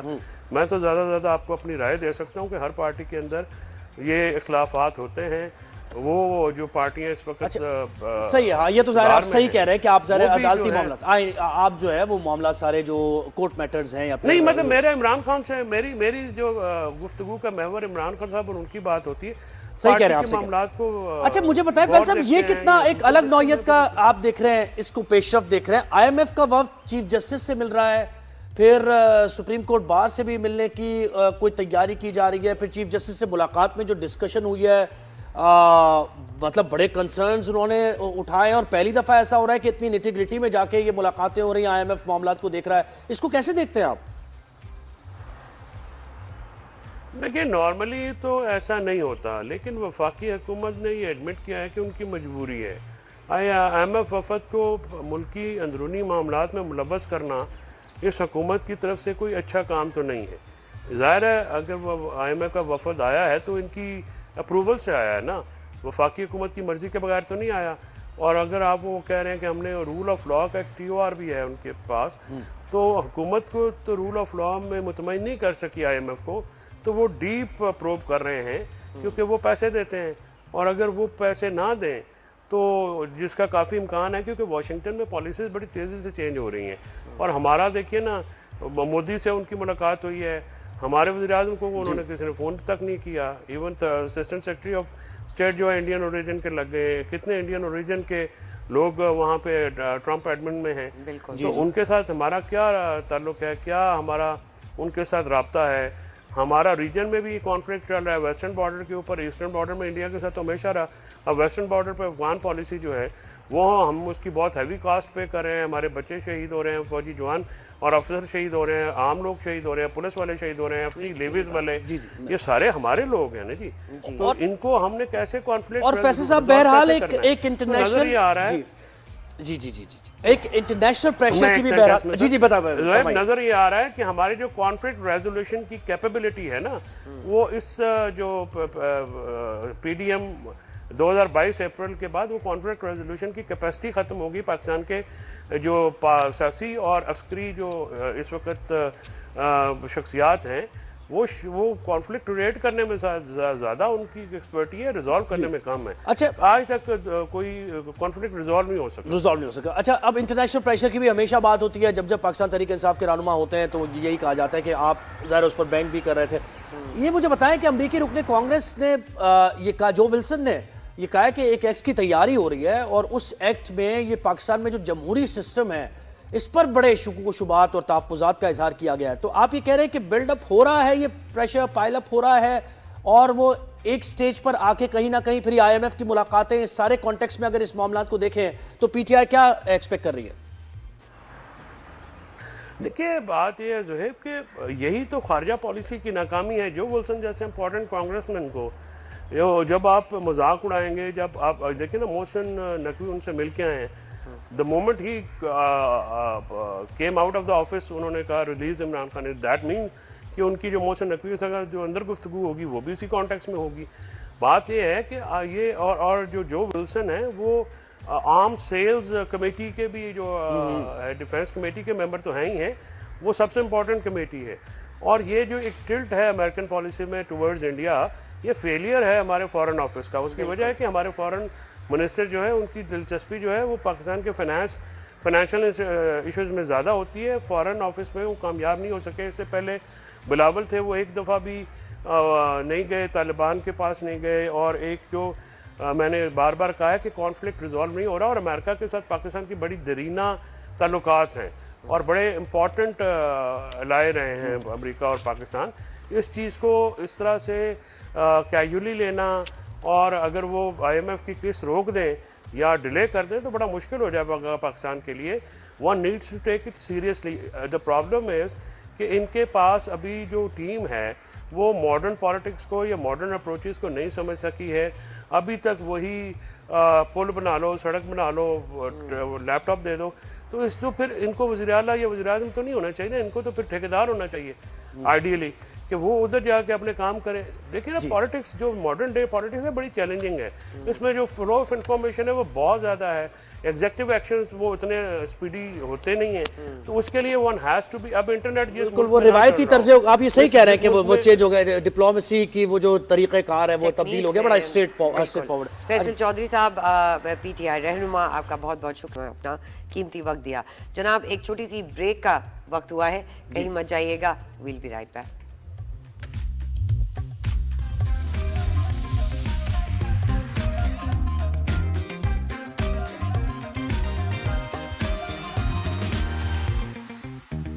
वेलकम बैक नाज़रीन।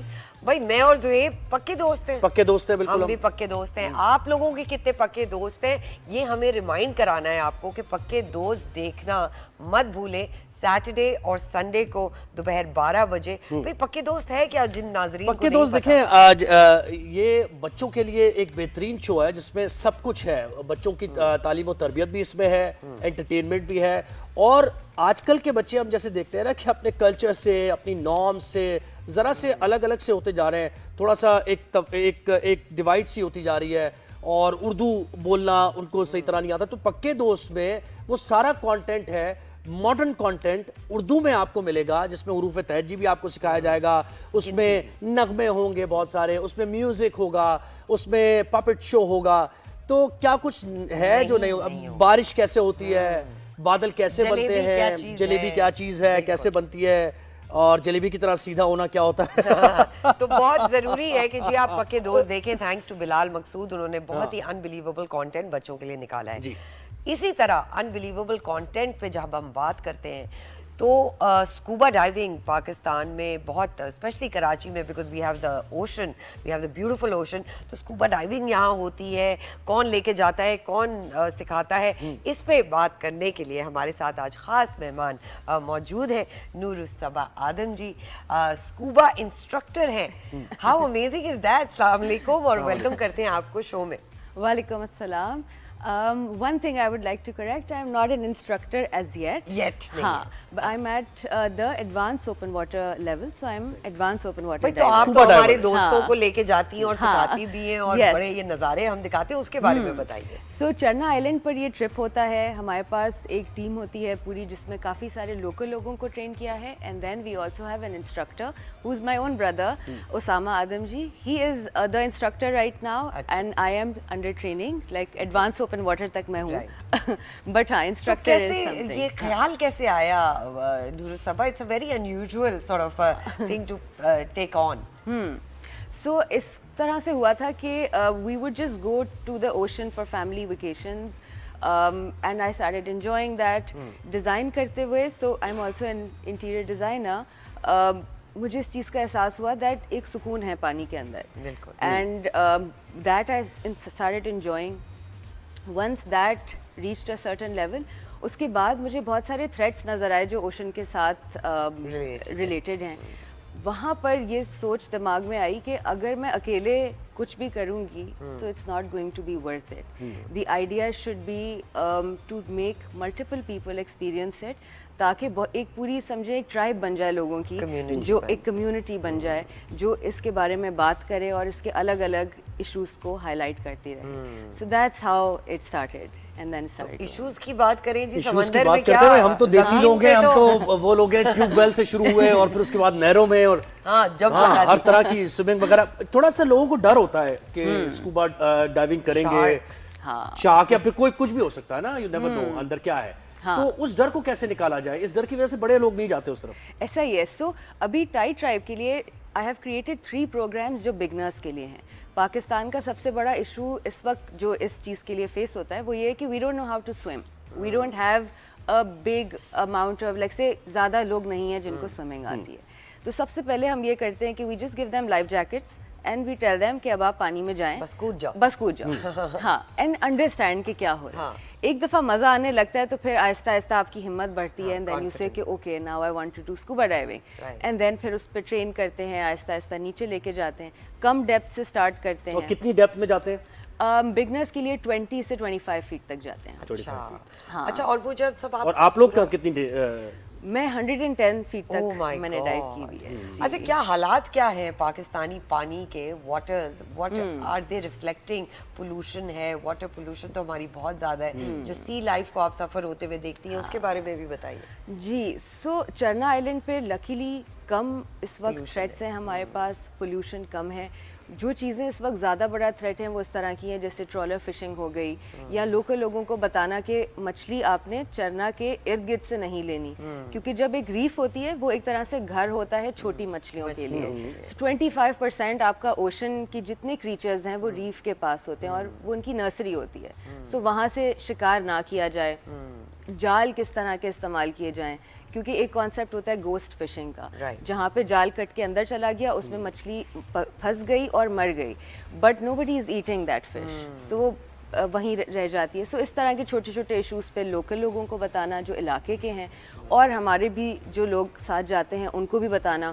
سو وی گو دیر وین وی ڈائیو, ہم کچھ کچرا بھی اس سے ریٹریو کرتے ہیں ساتھ ساتھ. And that's again exactly research میں کتنا, کیونکہ ہم نے نیشنل جیوگرافی بہت دیکھی اس طرح کی ڈاکیومنٹریز, اور کافی زیادہ ماحولیات کے تحفظ کے لیے بڑا فائدے مند ہوتی ہیں اس طرح کی چیزیں. تو آپ کیسے اس طرف کیسے کنٹریبیوٹ کر رہی ہیں آپ؟ اوکے, سو اس چیز کو اس طرح ہم دیکھ سکتے ہیں کہ ایک پروگرام ہے کورل پروپیگیشن کا programme. I am taking classes from professor doctor Anwar Abdullah. He is a Malaysian bioscientist, marine biologist, and وہ کلاسز کنڈکٹ کرتے ہیں جس میں دنیا بھر کے لوگ ہوتے ہیں. and we learn کہ corals کو کس طرح سے ہمیں grow کرنا ہے. So that's something that's going on right now. Once I have completed that, then inshallah we can start that for Pakistan. One. Second, میں نے ایک چیز یہ کی ہے کہ اس وقت ایک مینول بنایا ہے of all the fish I have spotted so far at چرنا. ارے واہ. اور کتنی قسم کی فش آپ نے spot؟ 60 ابھی حیات کا تحفظ بھی ظاہر ہے اس میں نا. کیا بات ہے. ہاں. سو جب لوگ ان اسپیشیز کو دیکھتے ہیں ان کے بارے میں تھوڑا میں بتاتی ہوں ان کو. جیسے پیرٹ فش, ایک parrot fish 300 ton sand produce کرتی ہے ایک سال کے اندر. یا and parrot fish is responsible for all your white sandy beaches. ارے واہ. یا اب ہمارے پاس بہت ہے پیرٹ فش, بٹ بہت سارے لوگ شکار کر لیتے ہیں because they don't know. So in that manual میں 4-5 اسپیشیز کو پک کر کے اور لوگوں کو اس کے بارے میں بتاتی ہوں.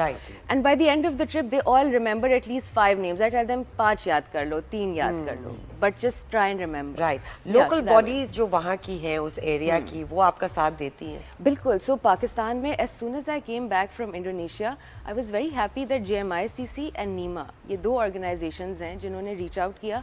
And not only are they working on creating system around it, but اس کے ساتھ ساتھ وہ سیمینارز, سیشنز, یہ سب بھی کرتے رہتے ہیں. اور اس میں پھر یہاں پہ ہے نہیں پاکستان میں انٹرنیشنل, آپ دیکھیں باہر ٹرکی میں یا دیگر ممالک میں بھی واٹر ورلڈ ہوتا ہے. آپ وہاں پر جاتے ہیں اور مختلف اسپیشیز آپ دیکھتے ہیں.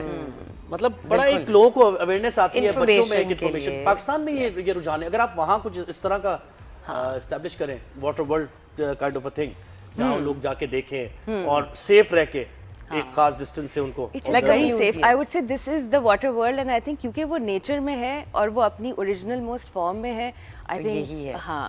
اور پھر اس کے علاوہ چرنا پہ ہمیں بہت اچھی ڈائیونگ کنڈیشنز ملتی ہیں بیکاز وہ پانی کے پریشر کو بریک کر دیتا ہے آئی لینڈ.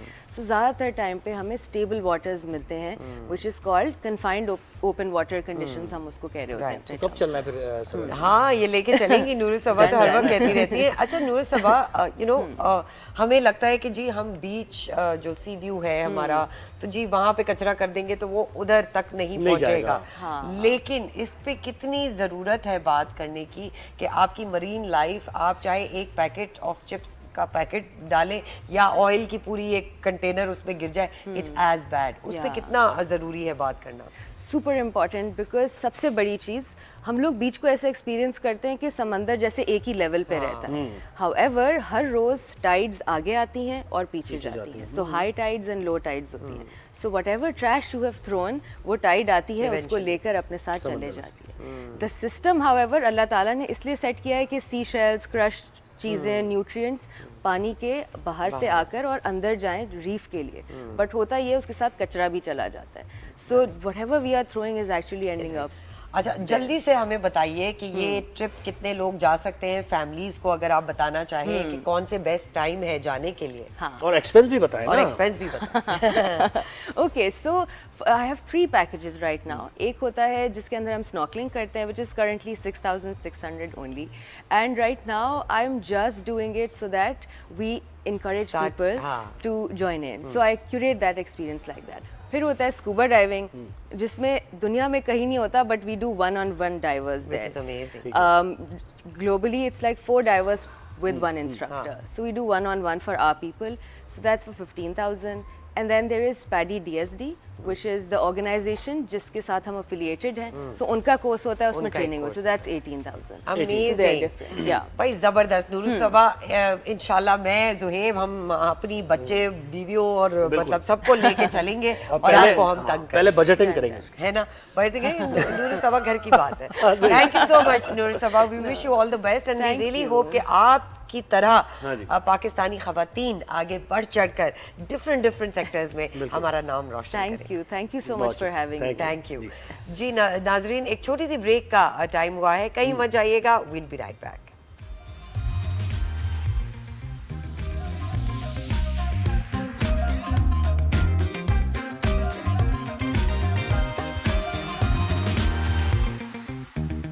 ویلکم بیک ناظرین. شب برات کی بابرکت رات پہ کچھ روشنی ڈال. بالکل, ملک بھر میں شب برات عقیدت و احترام کے ساتھ منائی گئی. یہ رات عبادت کے حوالے سے خاص فضیلت اور اس کی اہمیت ہے. اہل علم اس شب کو رزق, صحت, زندگی, موت اور خیر و شر کے فیصلوں کی رات بھی کہتے ہیں. اور مغفرت بھی اللہ سے دعا کی جاتی ہے کہ جو گناہ ہیں ان کو معاف کر دیا جائے. اس لیے اہل ایمان اس رات مغفرت اور بخشش مانگتے ہیں اور اللہ تعالیٰ سے رحمت اور فضل کی التجا بھی کی جاتی ہے. رات بھر مساجد میں خصوصی عبادات کا اہتمام کیا جاتا ہے. نظر و نیاز بھی شب برات میں آپ نے دیکھا کہ حلوے بنا کر ایک دوسرے کے گھر بھیجے جاتے ہیں. قبرستانوں کا بھی خاص طور پر لوگ رخ کرتے ہیں اور جو ان کے پیارے ان سے بچھڑ گئے ہیں ان کی مغفرت کے لیے بھی دعا مانگی جاتی ہے, فاتحہ خوانی وہاں پر کی جاتی ہے. تو اس رات سے متعلق ہم نے سوچا کہ تھوڑی سی اپنے شو پر بات کی جائے اور اسے حصہ بنایا جائے شو کا.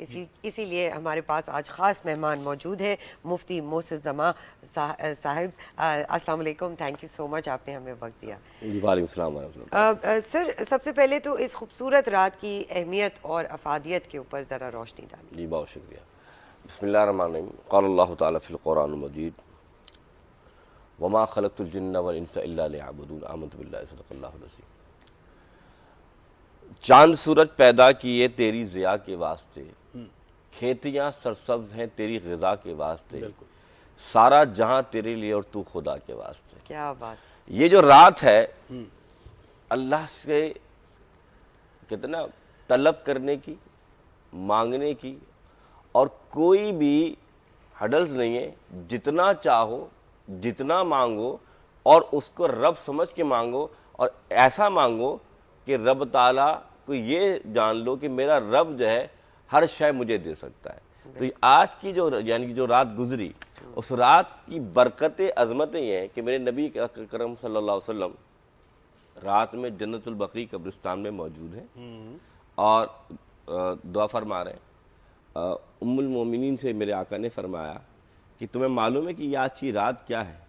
آج کی رات اللہ تعالیٰ رحمت فرماتا ہے میری امت پر. اور کلب ایک قبیلہ تھا عرب کا, فرمایا اس کے جو بکریاں ہیں ان کے کھال پر جو بال ہیں ان سے بھی زیادہ اللہ تعالیٰ گناہگاروں کو آج معاف فرما دیتا ہے, بخش دیتا ہے. پھر آج کی رات جو گزر چکی ہے اس میں اللہ کے رسول صلی اللہ علیہ وسلم یہ فرماتے ہیں کہ یہ جو رات ہے اللہ تعالیٰ رحمت فرماتا ہے, یعنی کہ رزق کے دروازے کھلتے ہیں, رحمت کے دروازے کھلتے ہیں, پھر انسان کو آفات و بلیات سے محفوظ کیا جاتا ہے اور عمر کی درازگی کی جاتی ہے. پھر نصف شعبان کے بارے میں اگر آپ غور سے دیکھا جائے تو رسول اللہ صلی اللہ علیہ وسلم اس رات کو خاص طور پر قبرستان گئے جنت البقیع کے, اور وہاں جا کے امت کے لیے دعا فرمائی. تو معلوم یہ چلا کہ اس رات میں عبادت کے ساتھ ساتھ اللہ سے مانگا زیادہ ہے. اور مانگنے کا میں نے آپ سے کہا کہ آپ یہ باؤنڈریز مت دیکھیں کہ یار شعبان تو دیکھیں ویسے خاص ہستیوں کی پیدائش کا کتنا ایک سلسلہ. بالکل ایسی بات ہے. اب جب یہ بات کہی تو حضور نے فرمایا شعبان الشہری, یہ میرا مہینہ ہے. سارے مہینے رسول اللہ کے ہیں, اللہ نے بنائے, لیکن شعبان الشہری کیوں فرمایا کہ اس مہینے کے اندر یعنی 3 شعبان کو امام حسین اور امام حسین یعنی کہ اسلام اگر دیکھا جائے تو سن 61 ہجری کے بعد جو محفوظ رہا وہ میرے آقا کے پیارے نواسے کی وجہ سے رہا. میں امام حسین کے لیے بس ایک شعر آپ کے سامنے نظر کرتا ہوں کیونکہ اللہ کے رسول صلی اللہ علیہ وسلم کے دین کو بچانے والی ذات امام حسین کی تھی. تو پھر اتنا سمجھ لیجیے کہ قرآن اور حسین کے لفظ 4 ہیں. قرآن اور حسین کے لفظ 4 ہیں. 2 نقطوں سے خالی 2 نقطہ دار ہیں. دونوں حروف کے آخر میں نون ایک ہے. قرآن اور حسین کا مضمون ایک ہے. تو بات یہ لیے کہ وہ نواسا آیا جس نے اس مضمون کو سمجھایا کہ قرآن کیا کہتا ہے. اچھا, امام حسین کی بات کی تو معذرت میں آپ کی بات کو ناپ کبھی حق و باطل میں رابطہ ہوگا, ناپ کبھی حق و باطل میں رابطہ ہوگا. حسین ابن علی درمیان سے گزرے ہیں. بالکل بالکل ایسی بات ہے. یاد رکھیے گا وہ بیٹے بھی تو مولا علی کے ہیں. زبر کا زیر ہوتا ہے, شیر کا بچہ بھی شیر ہوتا ہے. ساری بات اتنی ہے. تو یہ جو رات کی اس رات میں اللہ تعالیٰ نے بہت برکتیں رکھی, عظمتیں رکھی. سب سے پہلی بات لا تقنطوا من رحمت اللہ, اللہ کی رحمت سے مایوس نہ ہو. اللہ نے یہ پیغام دیا کیونکہ آج حالات یہ کہ انسان ذرا سا پریشان ہوتا ہے حالات کو زمانے کو برا کہتا ہے, اور زیادہ پریشان ہو جائے تو موت کو گلے لگا لیتا ہے. آپ یقین مانیں یہ رحمت اللہ تعالیٰ فرما رہا ہے کہ تم نے میری رحمت سے مایوس نہیں ہونا. کیوں نہیں ہونا؟ یاد رکھیے گا ہم جب انسان کہتے ہیں خطا کا پتلا ہے, اللہ کے رسول صلی اللہ علیہ وسلم فرماتے ہیں بندہ مومن اتنا رو دے, کتنا جتنا مکھی کا سر ہوتا ہے, اللہ اس کے صغیرہ گناہ معاف فرما دے. اپنے رب سے مانگ کو تو دیکھو. پھر قرآن نے فرمایا وَلِمَنْ خَافَ مَقَامَ رَبِّهِ جَنَّتَانِ, اللہ کا بندہ رب سے خوف کرتا ہے, اللہ ایک جنت نہیں دیتا, 2 جنتیں دے دیتا ہے. پھر یہ شب برات, اس کے معنی ہوتے ہیں, برات کہتے ہیں نجات. برات بالکل نجات. تو نجات, یہ رات دوزخ سے نجات کی رات ہے. اور نجات کیسے ملتی ہے؟ میں مثال دیتا ہوں. بنی اسرائیل میں ایک شخص تھا بہت گناہگار, حضور کی حدیث پاک ہے.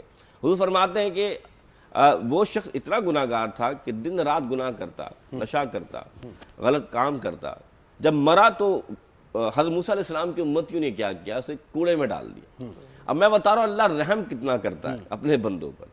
تو جب کوڑے میں ڈال دیا تو اللہ نے نبی کو وہی بھیجی موسیٰ علیہ السلام, موسیٰ میرا پیارا ہے, جاؤ تعظیم کے ساتھ تدفین کرو. جب گئے امت نے کہا نبی اللہ یہ تو بہت گناہگار ہے, اس کو تو معروف ہے, یہ تو بہت خطا کار ہے. فرمایا میرے رب کا حکم, ہمیں وہ کرنا جو رب نے فرمایا. بالکل تدفین کر دی. کلیم اللہ تھے, اللہ سے کلام کرتے تھے. اللہ کے پاس پہنچے, مولا تیرا حکم تھا, مان لیا, لیکن مولا اس نے ایسا کیا کیا جو تیرا پیارا ہو گیا. تو آپ کسی کو جج نہیں کر سکتے کہ یار یہ فلاں کام کرتا ہے اس لیے برا ہوگا. اللہ لا ينظر الى اجسامکم لا ينظر الى صورکم ولکن ينظر الى قلوبکم, قال علیہ السلام. اللہ تمہاری چہروں کو, صورت کو, لباس کو نہیں دیکھتا, وہ دل دیکھتا ہے. اب بتانا کیا چاہتا ہوں, جب اللہ سے یہ فریاد کی بتایا تو موسیٰ علیہ السلام سے رب نے فرمایا موسیٰ بہت گناہگار تھا, لیکن اس کا ایک عمل وہ بہت پیارا ہو گیا. وہ یہ تھا, رات کو وہ اپنے ان حالت میں آ رہا تھا جو گناہ کرتا ہے, لیکن جب راستے میں دیکھا تو ایک نالے میں کتے کے بچے کی آواز آ رہی تھی اور وہ ڈوب رہا تھا. اس نے یہ نہیں دیکھا کہ یہ نالے میں گندگی ہے, نجاست ہے, میرے کپڑے جو بڑے قیمتی ہیں خراب ہو جائیں گے, میرا جسم جتنا پاک ہو سا خوشبو لگا خراب ہو جائے گا. وہ اس نالے میں کودا, اس کو باحفاظت نکالا اور اس کو محفوظ جگہ رکھ دیا. موسیٰ کتا بھی میری مخلوق, دیکھیں نا پھر انسانی جان, انسان بھی میری مخلوق, وہ مخلوق ہو کر میری مخلوق پر رحم کرے تو کیا میں خالق ہو کر اس پر رحم؟ اس پر رحم, بالکل ایسی ساری بات. مفتی صاحب یہ بھی تھوڑی اس کو کلیئرفیکیشن دیجیے گا, وضاحت دیجیے گا.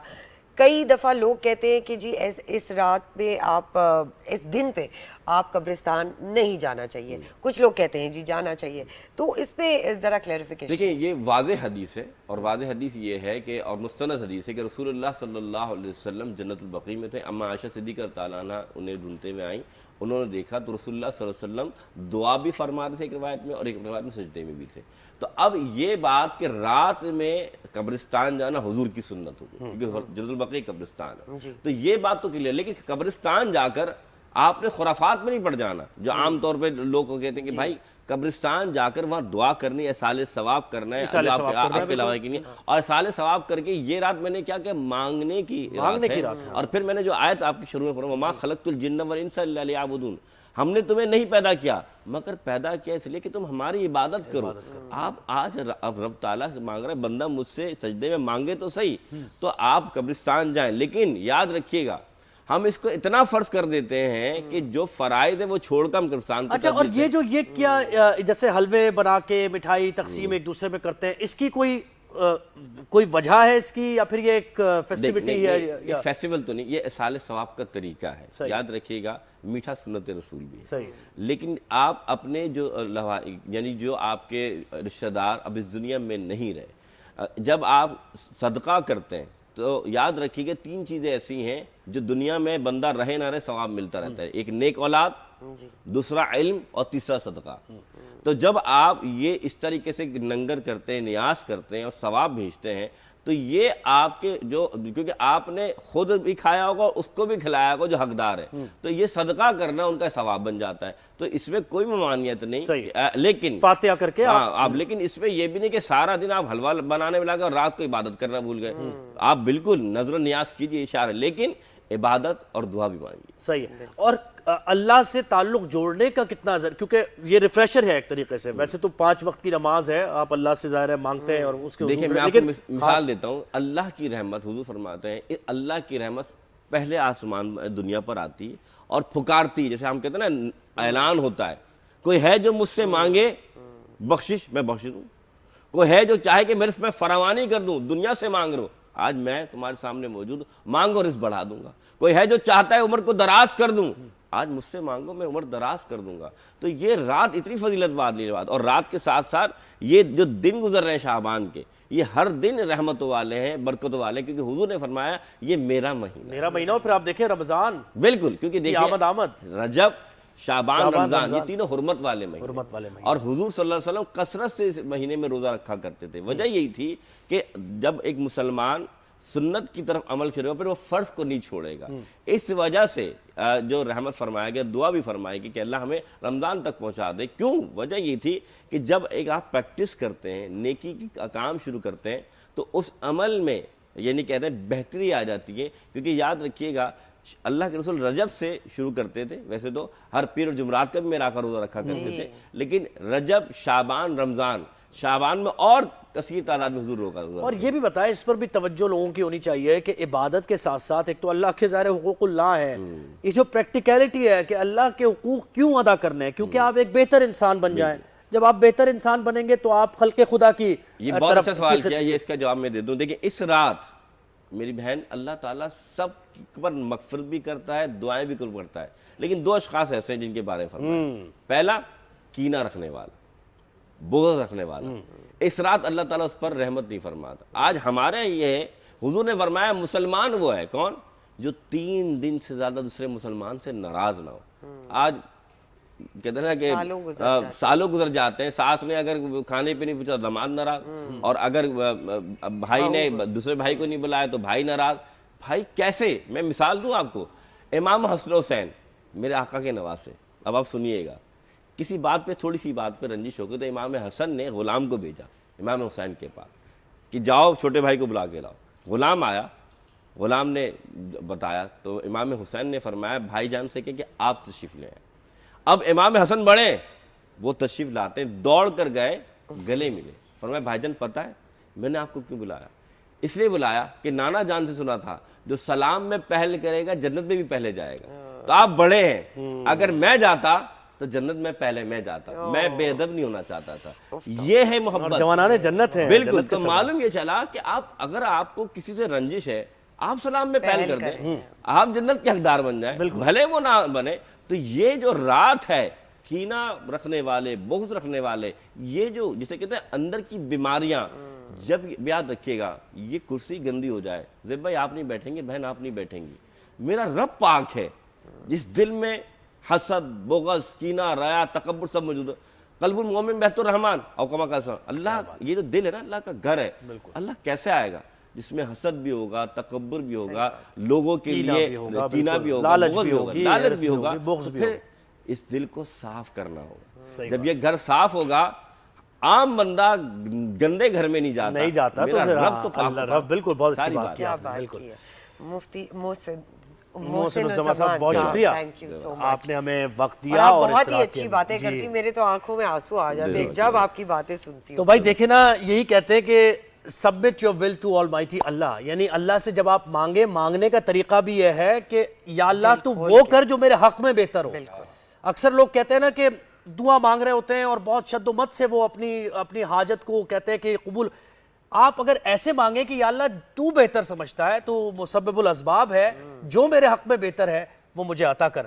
تو یہ ایک بہتر میں اپنے بیٹوں کے ساتھ ظہر کی نماز کوشش کرتی ہوں مفتی صاحب کے ضرور پڑھوں، تو میری پہلی دعا یہی ہوتی ہے thank you for everything you have given to us and thank you for everything you have not given to us. Thank you for giving us things when we asked for, and thank you for giving us things that we didn't even ask for. بالکل. جب بندہ اللہ کا شکر کرتا ہے نا، اللہ مزید اضافہ فرماتا ہے. مزید اضافہ فرماتا ہے. بالکل. تو صبر اور شکر سے اپنی زندگی گزاریے اور ایک بہتر انسان بننے کی کوشش کیجئے، کیونکہ یہ جو دین آیا نا، جو کامل دین اسلام کی شکل میں آپ تک پہنچا اور قرآن کریم کی جو کتاب پہنچی، یہ آپ کو ایک بہتر ہیومن بینگ بنانے کے لیے ہی پہنچی. تو اس پر بالکل گائیڈ ہے. تو یہیں پر گفتگو تمام ہوئی ہماری. بالکل کرتے ہیں. ایک بار پھر میں اور زہیب منڈے کو آپ سے ملاقات کریں گے، آپ کے سامنے حاضر ہوں گے. آج کے شو سے ہمیں اجازت دیجیے، اپنا بہت خیال رکھیں. Have a wonderful weekend. خدا حافظ.